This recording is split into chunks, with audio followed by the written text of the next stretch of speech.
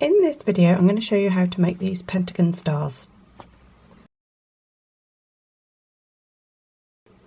I'm using 4-ply yarn and a 3mm hook.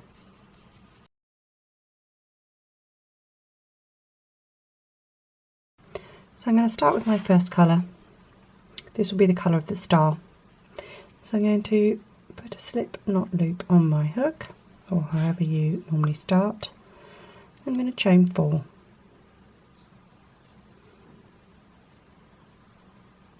And I'm going to join in the first chain to form a ring. I'm going to join with a slip stitch. Now I'm going to chain 4. This chain does not count as any stitch. We basically just ignore it when we join the round, and I find that's best for avoiding the kind of hole you get sometimes with a starting chain for a round of taller stitches. So we're going to be doing trebles. So yarn over twice, go into the ring, pull up a loop. You should have 4 loops on your hook, yarn over, draw off 2, yarn over, draw off 2, yarn over, draw off the last 2. That's your first treble made. We want 25 trebles in the ring, not including your chain 4, so you don't count the chain 4, and that is actually quite a lot of stitches to fit into this little ring, so you do have to quite diligently kind of shift the stitches along every now and then, just to make sure that you're going to have enough room to fit all 25 treble crochets into the ring. So I'm going to carry on till I get 25, and I'll join you shortly. 23, 24,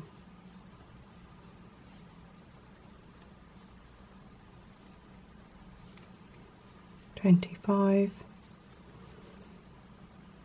and then join with a slip stitch into the top of the first treble. So we're just going to completely ignore that chain, as I mentioned before. It just eliminates the ugly hole you can get there sometimes when your first stitch is a chain.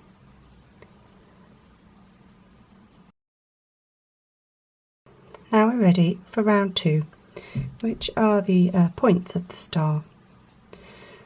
So this might take a bit of trial and error. These points are not particularly easy. You have to have quite good control over your stitches, and you have to be able to consciously adjust your stitches.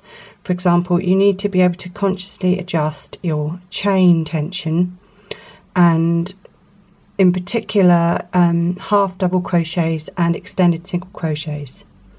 It's actually really good practice for honing your crochet skills.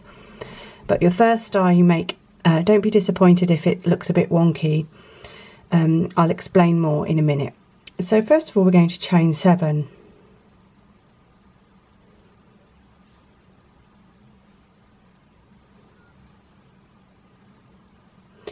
And we're going to work into the back ridge of the chain. So if you look at your chain, you've got a left loop and a right loop, and then if you flip it over, you've got this little ridge at the back. When the chain's vertical, it's vertical, and if you lay it on the side, it's like a horizontal ridge. So we're going to skip 1 stitch and put a single crochet into the back of what is really the second chain from the hook, and then we're going to do an extended single crochet. So we go into the back ridge of the chain, pull up a loop, chain 1.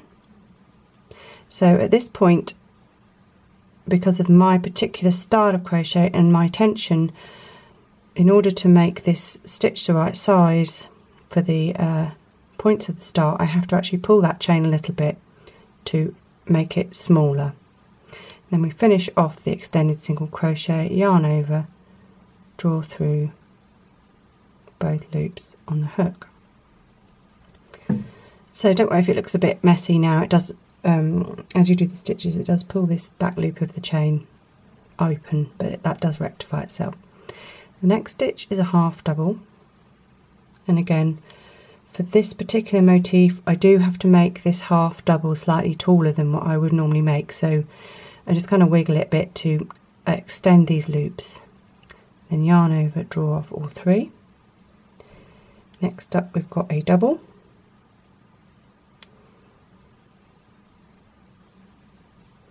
then we've got a treble,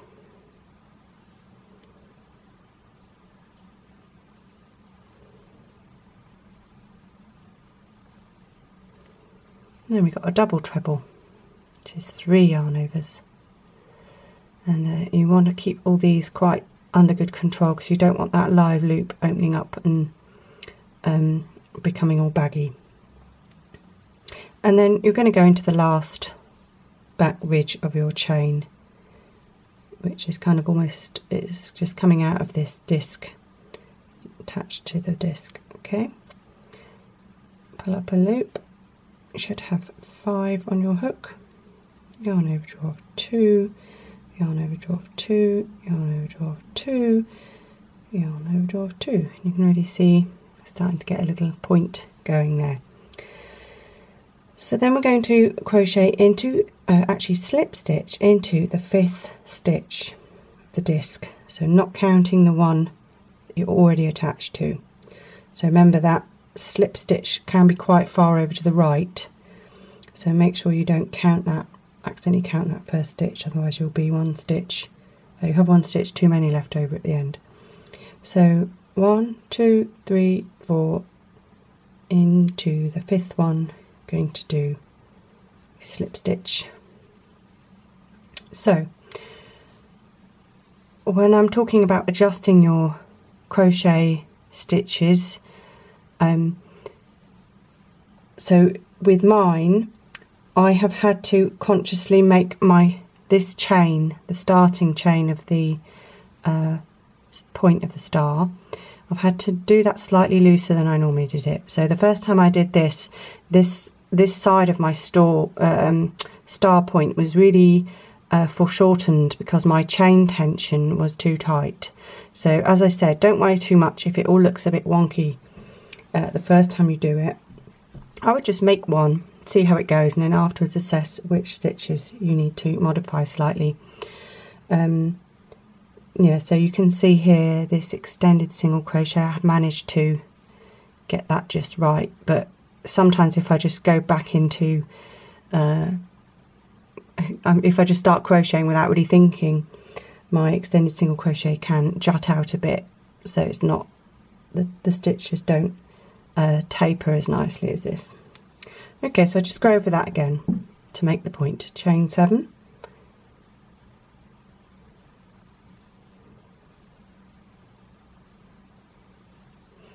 make sure you're working into the back of the chain, skip one stitch which can become slightly foreshortened where you're pulling this live loop, and single crochet into the 2nd chain, make an extended single crochet into the next stitch,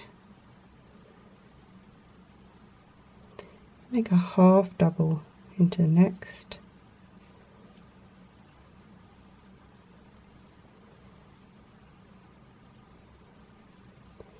double into the next,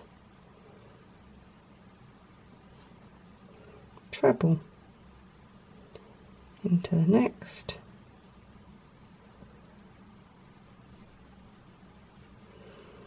and a double treble into the back of the last chain.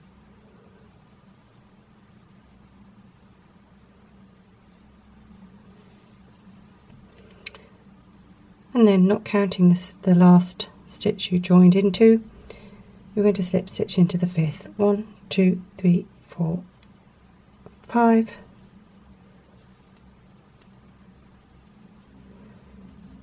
and that's our second point done. So I'm going to carry on and make another 5, and when it's time to join the 5th point back at the beginning of the round, I'll meet you back there and show you what to do. So I've just finished the last, the 5th point of the star. I'm going to fasten off this round.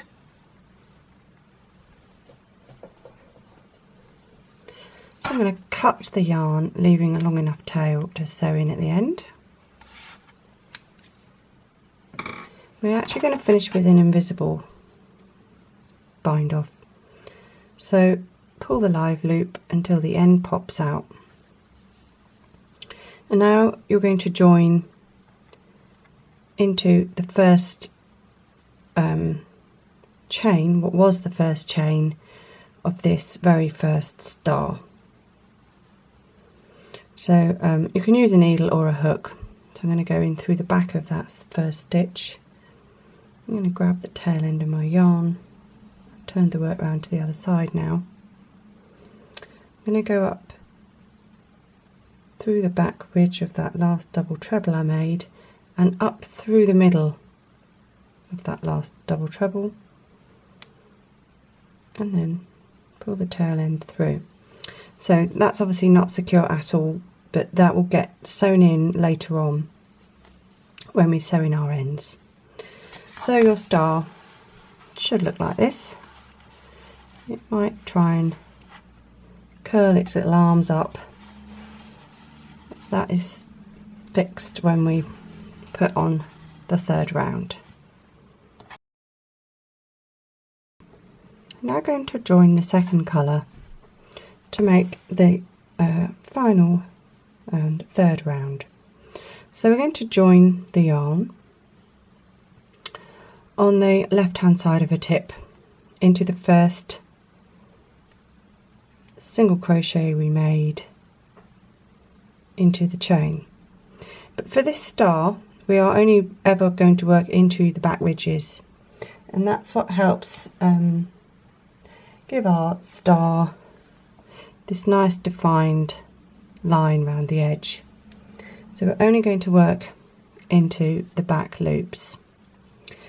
So the first, as I said, the first stitch we're going to join into the first single crochet we made. If you remember, we did a chain 7 and then we did a single crochet into the 2nd chain from the hook. So that is a stitch we're going to join. So as I said, we're working with the back loops, but in order to make this first stitch a little more secure, we're also going to catch this back ridge of the crochet stitch. So if you have a look at the backs of your stitches, you'll see that each one has got the back loop there, and then this little, what I call a pearl bump. That's where we're going to attach the yarn through the back loop and through the pearl bump. I've actually picked a stitch where that's a bit tricky. Okay, that's good. Then I just join my yarn by holding a tail end at the back and pulling up a loop. Then we're going to chain 1 and make 1 single crochet. So I'm actually, for the next few stitches, I'm going to just catch this tail end in. You don't have to do that if you can't manage it, but I just find it helps save a job later on. So the next stitch is an extended single crochet, and again you're going to have to experiment with your gauge to see how this works out. Next stitch is a half double. Remember, I'm only working through the back loops. The next stitch is a double. The next stitch is also a double. And then the next stitch is a treble decrease. So again, don't worry, you can see it's pulling this back ridge pulling the stitch right open. Don't worry about that. And the next stitch is a treble decrease. So yarn over twice, go into the next stitch. This stitch can be a bit loose sometimes, so you can catch the back ridge as well as the back loop if you like.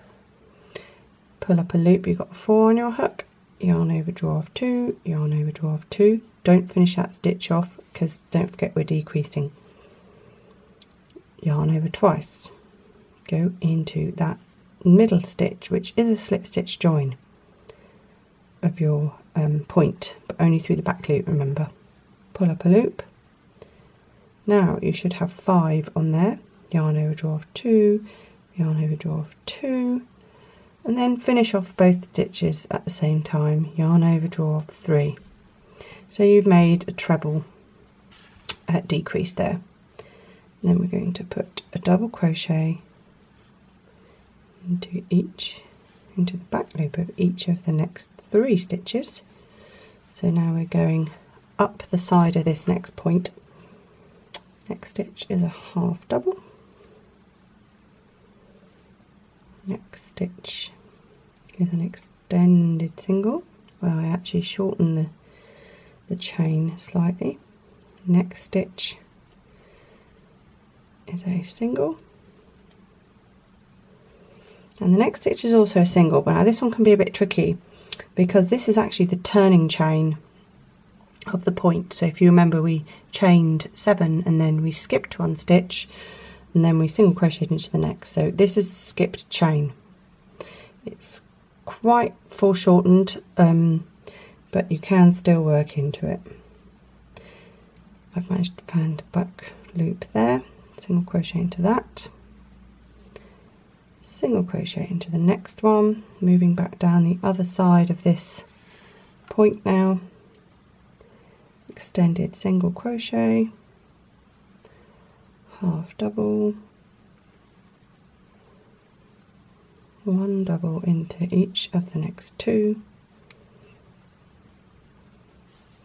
treble decrease. Now with this last when working into the back ridge of this double treble, I nearly always catch the back loop because it's actually quite difficult to make that stitch without the live loop opening up like that. So if you've got the same problem, just go through the back loop but then also catch the little ridge at the back. Pull up a loop, yarn over, draw off 2, yarn over, draw off 2, don't finish off the stitch. Make another treble into the back loop of the slip stitch join. Pull up a loop, yarn over, draw off 2, yarn over, draw off 2, finish both stitches off together, yarn over, draw off all 3, and then carry on like that. So I'm going up the edge of this point with a 1 double crochet in each of the next 3 back ridges only, half double crochet, extended single crochet, single crochet, single crochet in the tip, coming back down this side, single crochet in the first, extended single crochet, half double, double crochet into each of the next 2, and then a treble decrease in the last stitch of the point and the slip stitch join. So I'm going to carry on like that until I get back to the end of this 5th point. I'm actually just going to show you what to do when you get to this invisible join from the previous round as well, because this whole area is very loose and vulnerable. So I'm going to do my treble decrease. So remember, this last stitch can have quite a large loop, so back loop, catch the back ridge of the stitch,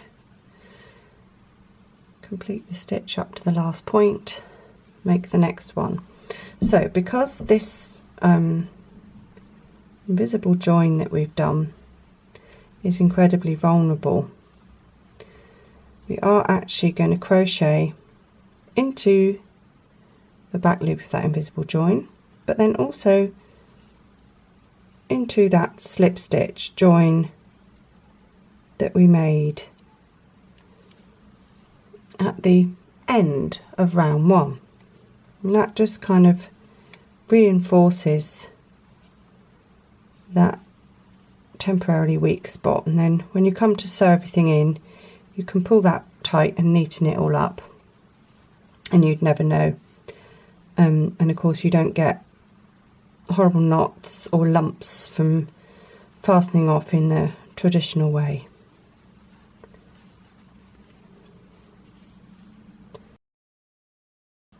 Just coming up to the end of the round, done an extended single,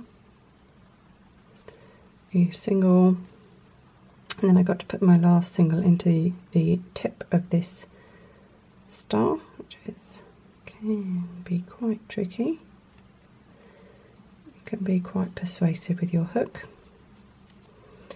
And we're going to finish off with a sewn bind off. So you cut the yarn, pull the live loop out, get our needle,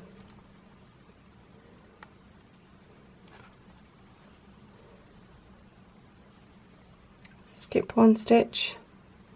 This one here is your chain, first chain you made. Skip a stitch, go into the next stitch, pull to match the rest of the work, go back down through the exact same spot that this thread is coming out of, your last stitch,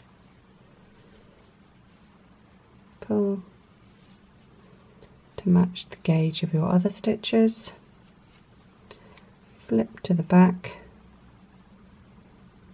and make sure you secure the end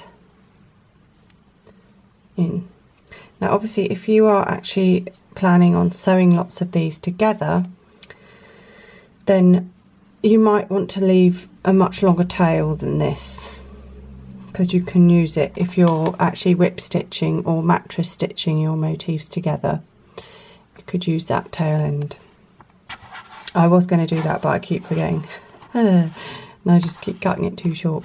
Anyway, hopefully I will remember enough motifs, leave a long enough tail for sewing in, or seaming rather.